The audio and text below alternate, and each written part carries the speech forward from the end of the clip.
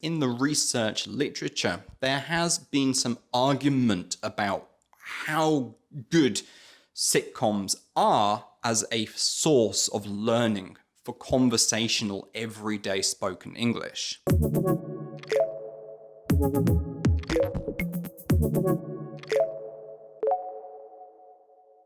I'm Dr. Julian Northbrook from doingenglish.com, the place for high-level English learners to go from okay at speaking English to speaking at extraordinary levels of fluency, naturalness, and confidence. So, is watching sitcoms a good way to improve one's spoken English? This is a great question, and it's one with several elements, and it's a question that's perhaps a little bit more complex than people think. First off, as with any question like this, the implication behind the question is, can I just watch sitcoms and improve my English? And the answer to that is probably no, at least not effectively and definitely not very quickly. Any kind of passive exposure just by itself is never going to be that effective. Just watching sitcoms is not going to do that much, just like just reading books or just listening to podcasts. Now, any of these things are helpful as a form of passive exposure, but ultimately, if you want to improve your spoken English fast, you are going to need a balanced, structured routine of focused,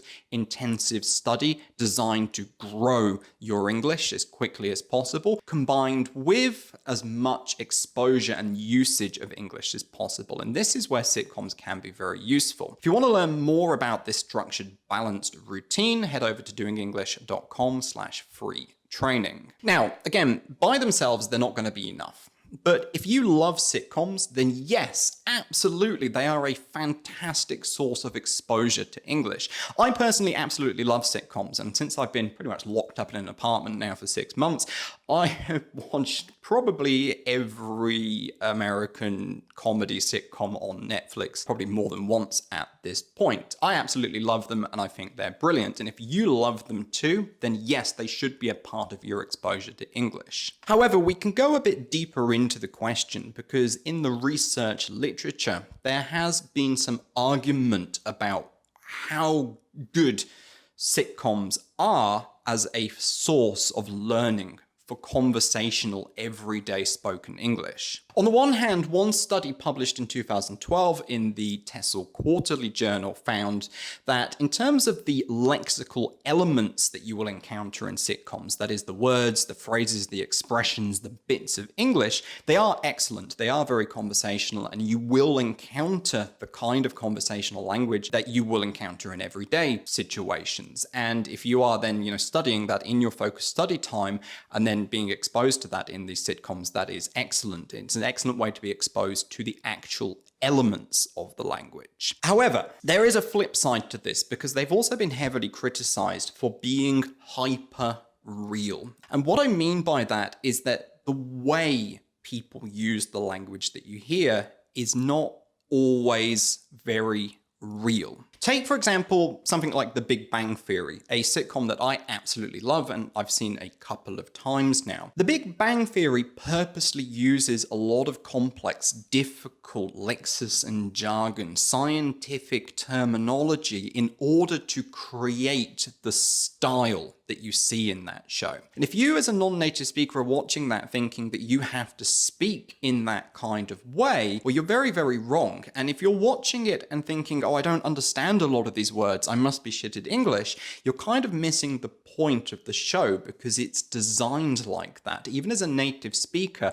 we watch that show and don't understand all of that complex technical language. And that is a part of the humor that's constructed and seen in The Big Bang Theory. Another great example would be something like How I Met Your Mother, another sitcom that I absolutely love, and I've seen every season twice now after one of my Extraordinary English Speakers members recommended it to me. In terms of the actual language, again, it's very conversational and you will encounter the kind of things that you've learned in your study time in that show. However, what you've got to understand with things like How I Met Your Mother is it's designed for comedy effect. It's a comic book representation of real life. And How I Met Your Mother is very much all jokes all the time. Basically, every line in the show is some kind of joke, some kind of pun, and it is exaggerated and blown out of proportion, again, for comic effect. That's what makes it funny. But if you were to act and behave and speak like that in real conversation all the time, far from sounding very good at English, you're probably just going to come across as very, very annoying. Now, of course, as well as exposure to the language of conversation, sitcoms are an excellent way to expose yourself to cultural norms and different ways of thinking and behaving. For example, American sitcoms are a great way to expose yourself to American cultural norms. However, once again here, you have to be very, very careful, and you have to understand that these sitcoms are hyper-real. They are comic book or theme park representations of culture and how people behave. For example, the show Emily in Paris, another one which I absolutely loved, has been heavily criticized because it is so blown up out of proportion. It's so exaggerated to the extent that the representation of Parisian culture that you see in Emily in Paris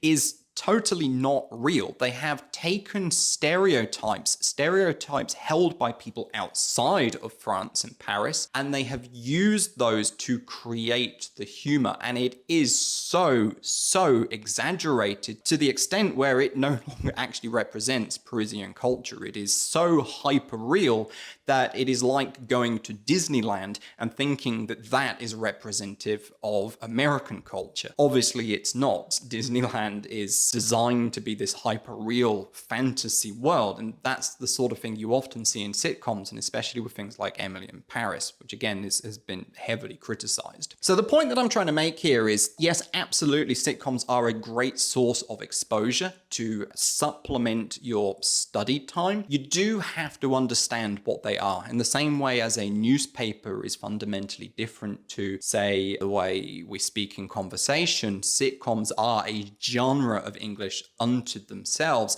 and they are not necessarily the same as how people actually behave and speak in the real world. So yes, they are a great source of exposure, but no, you shouldn't take them too literally, and you've kind of got to take what you see there with a pinch of salt if you're using that as a source of learning. Right, I think that's enough for this topic. Again, I absolutely love sitcoms, and I'm not trying to discourage you or dissuade you from watching them in any way. I think you should. I think they are a great source of passive exposure. Just be careful with how you interpret what you see. So, if you want some help from me, particularly regarding this balanced, structured routine of focused study and exposure to English to grow and improve your English fast, head over to doingenglish.com/free training and study the free 1-hour training that I put together to teach you the top 5 changes this structured routine included that my best clients make to improve